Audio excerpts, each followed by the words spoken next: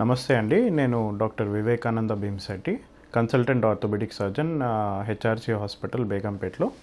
So ఈరోజు మనము నీ ఆర్థరైటిస్ గురించి డిస్కస్ చేసుకుందాము.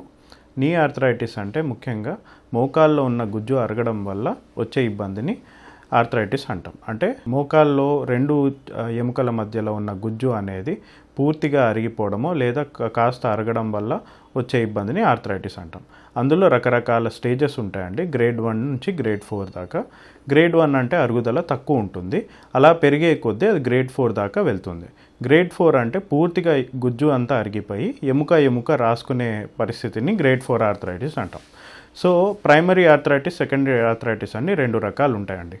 ప్రైమరీ ఆర్థరైటిస్ అంటే కేవలం మన వయస్సు పెరగడం వల్ల వచ్చే ఆర్థరైటిస్ని ప్రైమరీ ఆర్థరైటిస్ అంటాం.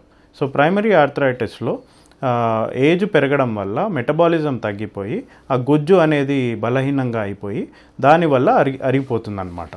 సో ఈ కండిషన్ని మనం ఎక్సర్సైజ్ ద్వారా, లేదంటే ఒకవేళ ఆర్థరైటిస్ అనేది పెరిగిందనుకోండి, అప్పుడు ఇంజెక్షన్ ఏదైనా ఇచ్చేసి లేదా మందులు పెట్టి తగ్గించే ప్రయత్నం చేస్తామన్నమాట.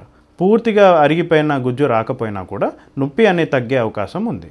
ఒకవేళ గ్రేడ్ 4 ఆర్థరైటిస్గా మారినప్పుడు దీనికి టోటల్ నీ రీప్లేస్మెంట్ అంటే మోకిళ్ళ మార్పిడి చేయడం జరుగుతుందన్నమాట.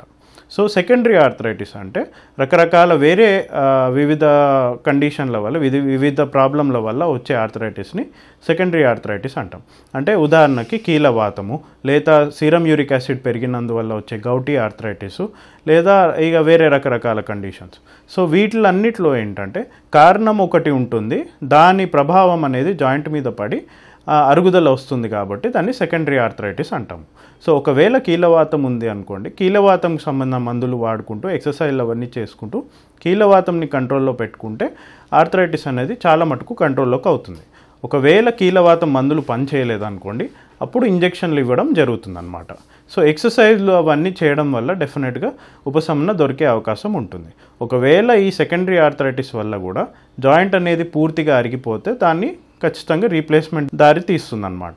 సో ఒకవేళ మనకు రీప్లేస్మెంట్కి అర్హులు కారు అన్నప్పుడు పేషెంట్స్ వాళ్ళకి వేరే ట్రీట్మెంట్ ఆప్షన్స్ ఇవ్వడం జరుగుతుంది.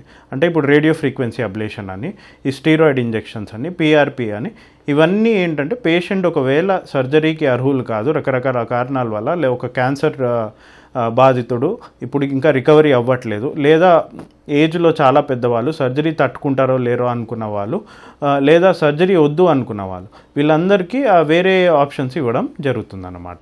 మీకు ఆర్థరైటిస్లో కానీ, ఆర్థరైటిస్ గురించి కానీ, లేదా మోకాల సంబంధం ఎటువంటి ఇబ్బంది గురించి కానీ ఎటువంటి ప్రశ్నలు ఉన్నా, ఎటువంటి డౌట్లు ఉన్నా కూడా మమ్మల్ని సంప్రదించవచ్చు.